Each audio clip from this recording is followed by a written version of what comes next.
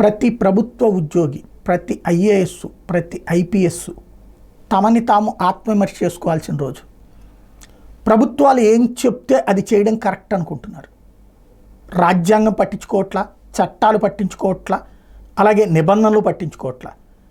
మనకి మంచి పోస్టింగ్ కావాలంటే ప్రభుత్వంలో ఉన్నటువంటి పెద్దల యొక్క కోరిక తీర్చాలి, వాళ్ళు ఎలా చెప్తే అట్లా చట్టాన్ని అన్వయించాలి అన్నటువంటి. Very good. దానివల్ల ప్రజలకు ప్రయోజనం అయితే నష్టం లేదు. కానీ ప్రజలకి ప్రయోజనమైనా సరే ఇవాళ రోజున రాజకీయ పార్టీలు తమ స్వార్థపు ఆటలో ఉద్యోగుల్ని, ఐఏఎస్ని, ఐపీఎస్ని పావులుగా చేసుకుంటున్నాయి. ఇక్కడ తేల్చుకోవాల్సింది ఒకటే, ఇవాళ మీరందరూ కలిసి పోరాడతారా, తిరగబడతారా, లేదా జైళ్ళకి పోతారా? ఎందుకంటే ఈ ప్రభుత్వం అధికారంలో ఉన్నటువంటి సందర్భంలో పనిచేసిన ఐఏఎస్లు, ఐపీఎస్లు, ప్రభుత్వ ఉద్యోగులు నెక్స్ట్ వచ్చే ప్రభుత్వం కేసులు పెడుతుంది, అరెస్టులు చేపిస్తుంది, లేకపోతే దాన్ని ఏమంటారు వీఆర్లో పడేపిస్తుంది, లేదంటే కనుక జీతాలు కట్ చేపిస్తుంది, లేదా వేధిస్తుంది. అట్లాగే ఐఏఎస్లు, ఐపీఎస్లు అయినా సరే కేసులు పెడతారు, వేధిస్తారు, వెంటాడతారు, జైలు పాలు చేస్తారు. మళ్ళీ ఇది క్రిందసారి వాళ్ళ మీద, ఇప్పుడు వాళ్ళ మీద నెక్స్ట్. ఇంకా ఎవరి కోసం పనిచేయాలి? చదువుకున్నది, అంత కష్టపడింది, ఉద్యోగాలు రాసింది, ఏపీపీఎస్సులు, యూపీపీఎస్సులు ఇవన్నీ రాసి చదువుకుని కష్టపడి ఆ స్ట్రేచరు, ఆ స్టేటస్ మెయింటైన్ చేసి చివరికి ఆ రాజకీయ నాయకులకి తాబేదారులుగా పనిచేసి చివరికి ఆ రాజకీయ నాయకులేమో దర్జాగా ఉంటారు. వాడు జైలుకి వెళ్ళి వచ్చినాడు, మళ్ళీ ప్రజాప్రతినిధిగా ఎన్నికవుతుంటాడు.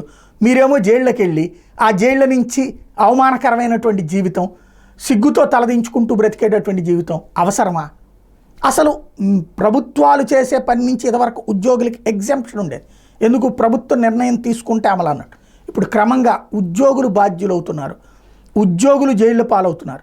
చివరికి ఇందులో రెండు కోణాలు అవుతుంది. ఒకటి, ఉద్యోగి సిన్సియర్గా పనిచేసి అటో ఇటో తేల్చుకోవడం, లేదా రెండవది ఏమైపోతుంది, లంచానికి అలవాటు పడి, అంటే ఎంతో కొంత ఈ మనం పవర్లో ఉన్నప్పుడే మంచి పోస్టింగు, మంచి డబ్బులు సంపాదించుకోవాలి అంటే 100 రూపాయల పనికి 1000 రూపాయల లంచాలు తినేయటం, తద్వారా ప్రజల్ని దోచేస్తాడు.